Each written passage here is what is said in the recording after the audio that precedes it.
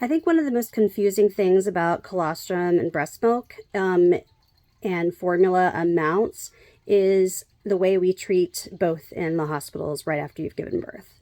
So let me explain a little bit more about colostrum and formula from an IBCLC. That's me. So when you're in the hospital, we talk about colostrum breast milk comes in very small amounts. Usually feedings on the first day of life or are 1 to 2 milliliters. If we get someone hand expressing or pumping, they're going to get drops in most cases. Some people produce more, but the average mom is going to, when they're in the hospital, going to be getting drops of breast milk for their baby. And that is all your baby really needs. Remember, in the first 24 hours of life, they're going to get somewhere between 5 and 15 milliliters in a 24-hour period in their first 24 hours.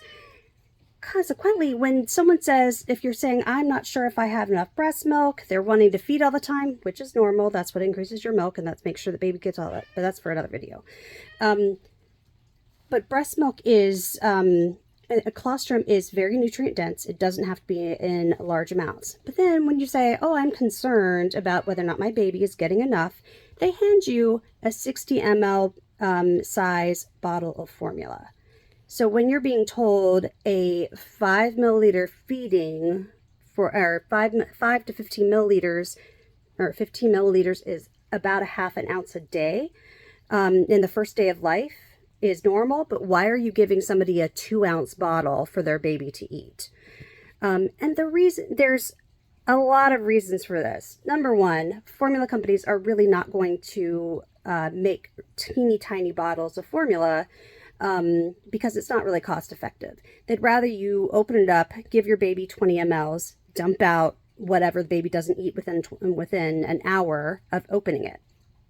So that's part of it. So when, but people don't explain that to you necessarily. So they hand you a 2-ounce bottle and they're like, here, and you're like, wow, I must have been starving my baby because I was only getting drops before.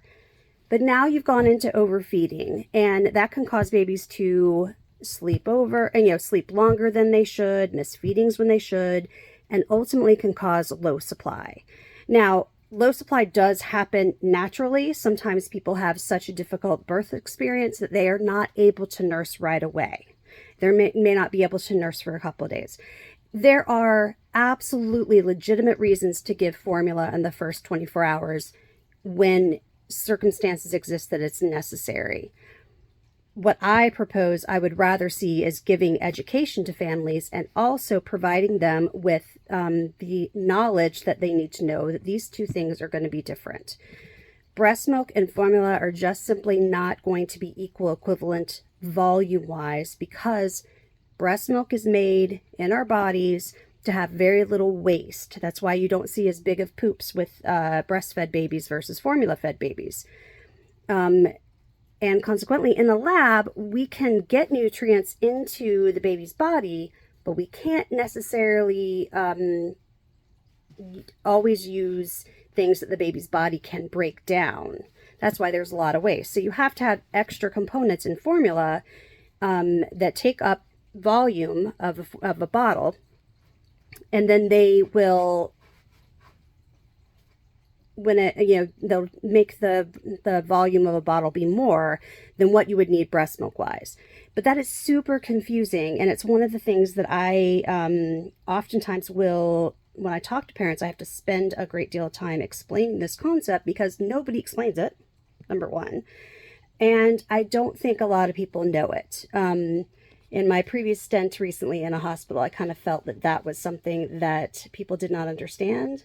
Also, that not everybody is going to be in the 50th percentile or the 100th percentile.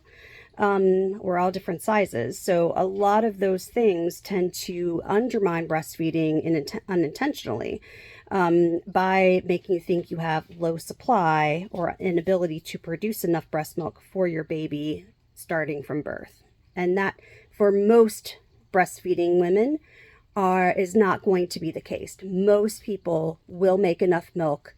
It's actually much less common to not have enough.